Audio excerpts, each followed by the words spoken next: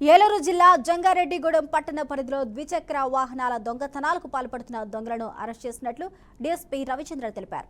పల్లంట్ల శ్రీనివాస్ అనే వ్యక్తి పట్టణ పరిసర ప్రాంతాల్లో ద్విచక్ర వాహనాలు దొంగతనాలకు పాల్పడుతున్నట్టు పేర్కొన్నారు.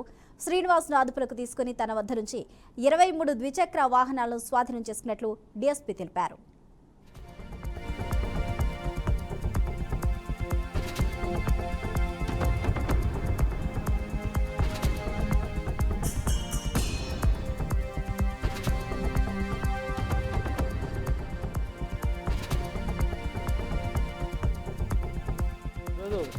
జంగారెడ్డిగూడెంలో ప్రజల యొక్క విలువైనటువంటి మోటార్ సైకిల్ను దొంగతనాలు చేస్తూ జల్సాలకు అలవాటు పడినటువంటి శ్రీనివాస్ అనే వ్యక్తిని అరెస్ట్ చేయడం జరిగింది.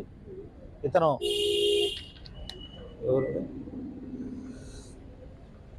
Pallanti Srinivas, native of కంచర్లగూడెం. ఇతను గత కొంతకాలం నుంచి కూడా జంగారెడ్డిగూడెంలో ఉంటూ ఈ పట్టణంలో యజమాని చూడకుండా పక్కన పార్క్ చేసుకున్నటువంటి బళ్ళు ఎవరు లేని సమయంలో చూసి దొంగతనం చేస్తూ ఉన్నాడు.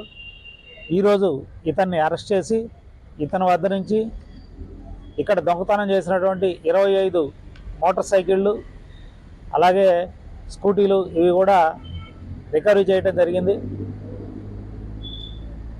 కాబట్టి ఈ సందర్భంగా ప్రజలందరూ కూడా తెలియజేసేది ఏమిటంటే, వాహనాలని సరైన జాగ్రత్తలు పాటించి ఇంట్లో ఉంచుకోవాలా.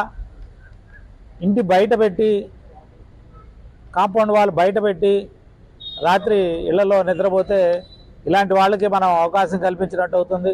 కాబట్టి సరైన రక్షణ తీసుకొని మనం వాహనాలను పార్కింగ్ చేసుకోవాలి. అలాగే మరీ ముఖ్యంగా చెప్పేది ఏమిటంటే, ప్రతి ఒక్క 2 వీలర్ వ్యక్తి కూడా హెల్మెట్ అనేది ప్రాణానికి మూలాధారం. ఈరోజు